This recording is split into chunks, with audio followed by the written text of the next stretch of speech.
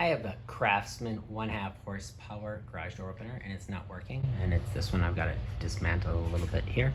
So here's what my issue was. I take the garage door opener and you can see it's closing. And then when I go to stop it, it won't stop. And then now it's down. It won't open. One of the things you can check is the light bulb. So I did switch out the light bulb. I did have a LED light bulb in there, so I switched that out. But then this doesn't work, and it'll take a while. It'll take a few clicks, and then finally it'll go. But then when I go to stop it, it's not stopping, and it just continues to go up, and nothing's happening. Okay, what I did to get this garage door up and running after I had those issues, first thing you have to do is come over here and you gotta unplug that. Make sure that's disconnected from power. You do have to be careful, there is a capacitor in there. So we've unplugged it.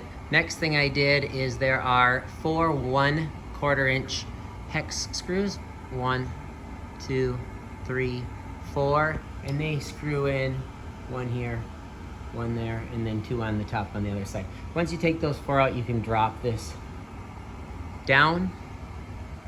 Next thing you're gonna do is there are a couple hex screws, or 4 hex screws here. You can see the white holes at the bottom here. 1, 2, and then there's 2 on the top to make 4. You'll pop those out. Then you're gonna loosen up these 3 screws right here, 1, 2, 3, and pull those wires off. I made sure I knew where they were going. The red and white was there. This is the double wiring, and that was a single. So when I pulled them through that little cover, then I removed that plate. Then I pulled that plate down. There was a connection as well right here. There's a little plastic harness, so just pull that out of, and it pulls off and on pretty easy. Once I had that off, my next step was pretty simple. Because I have multiple garage door openers, I just came over here and I pulled that back component off of this garage door opener. As you can see, I made sure to unplug it first, and then I unscrewed that and took that off. Once I have that back plate off, I was able to screw the one in, put it into place. Make sure that you actually get it screwed in because there are some gears and stuff there. We do not want to have any issues. So I just put 2 of those screws in at the top to secure it. And then I reset my garage door opener. Now to set that garage door opener, you're just gonna push on this little button here and hold it. You'll see a light. Hold it for 3 seconds, release. And then you're just gonna take your garage door opener, hold your button, and that will click and it'll reset your garage door opener. Now after we've set that garage door opener, we're gonna give it a test. We'll just hit that button. And then if I wanna stop it, I will hit it again.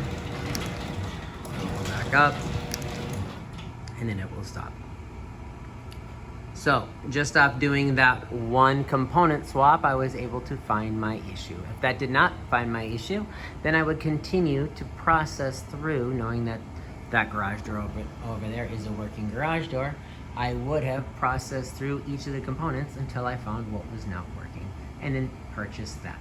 And now if you work on control boards or would like to look at it, you simply remove the 1, 2, 3 screws and pull that off.